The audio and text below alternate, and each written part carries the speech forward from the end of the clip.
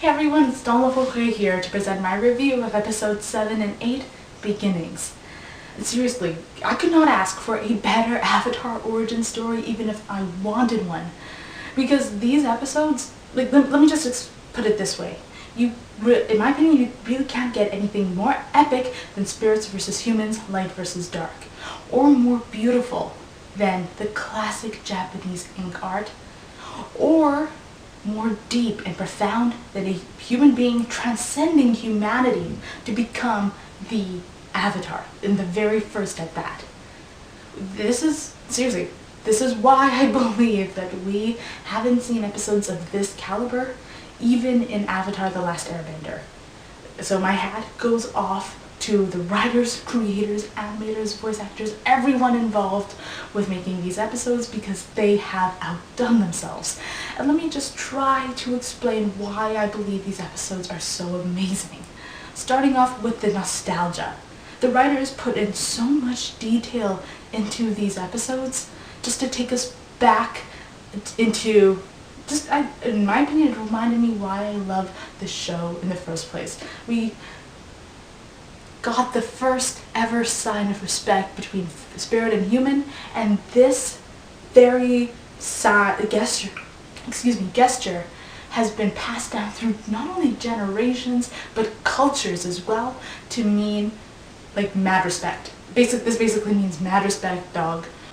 Kudos to the writers for putting in that much detail into these episodes.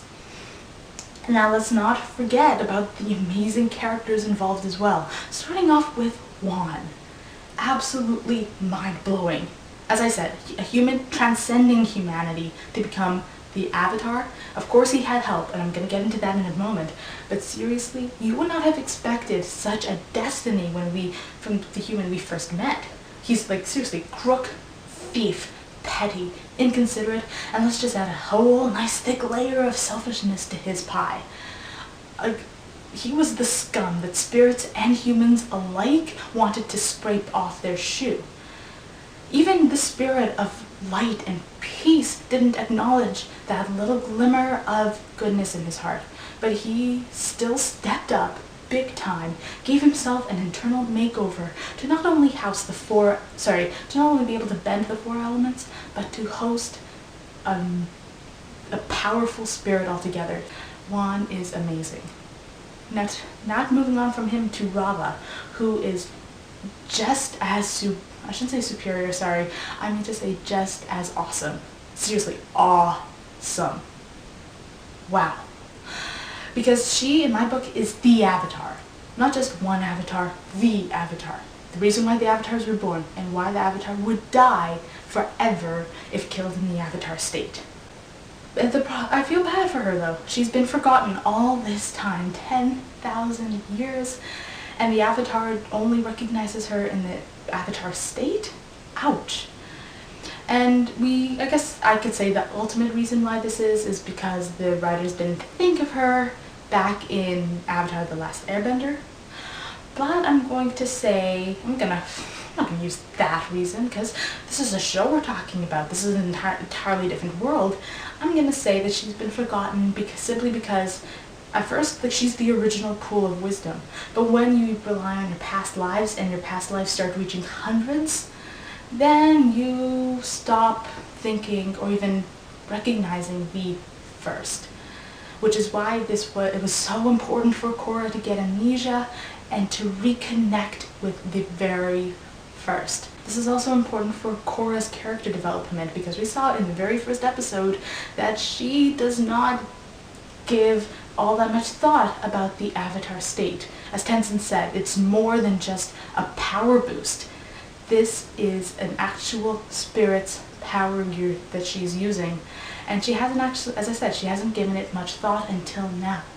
And I don't think she's going to rely on the Avatar state for petty, just for winning a kid's game, really? So I think that this is exactly what she needed to become a better Avatar, to become wiser and more humble, especially. So, yeah. Just a reminder that with great power comes a hell of a lot of responsibility. Before I actually move past this topic, I wanted to just mention this one video I saw.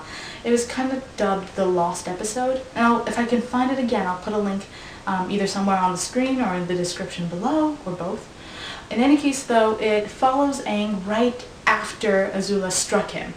Aang reconnects with his past lives to basically bring his spirit back from the spirit world to the material world. And I'm not going to really get into it that much, except to say that when Avatar sees the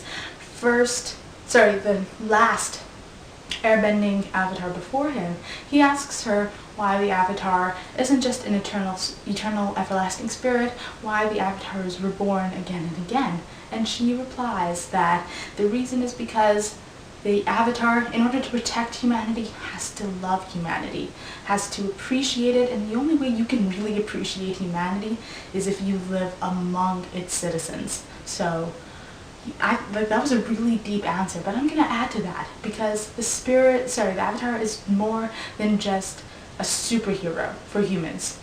The avatar is also meant to, he or she is meant to be the bridge between both worlds, right? Meaning he or she represents spirits as well.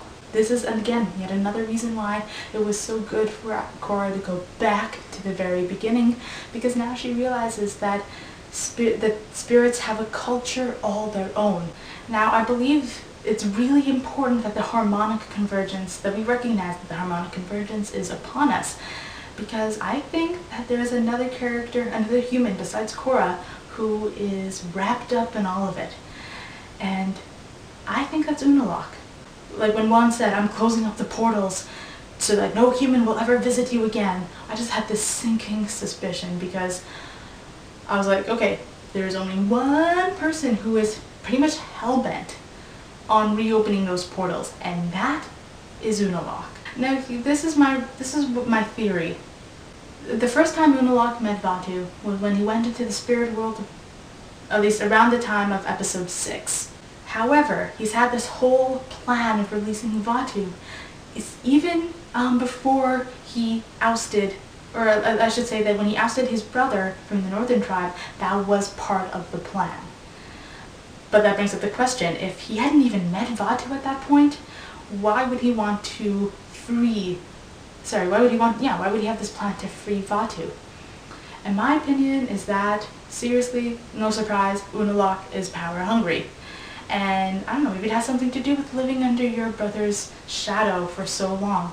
I'm not quite sure what makes Unaloq so power hungry. But my prediction is that he wanted more power, so he communed with the dark spirits to get it.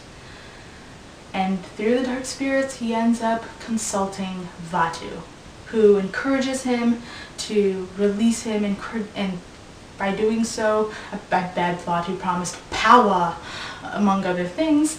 And yeah, that is why to this day Unaloq is trying so hard to get everything done in time. This is why he's in such a hurry, because the harmonic convergence is coming up pretty damn soon. That's it from me, besides the question of the day. In honor of spirits, I'd really like to know who you're looking most forward to seeing again. Maybe you're hoping that Korra will have a deep conversation with Ravu herself. Or maybe you're hoping for an epic showdown between the Avatar and Vaatu.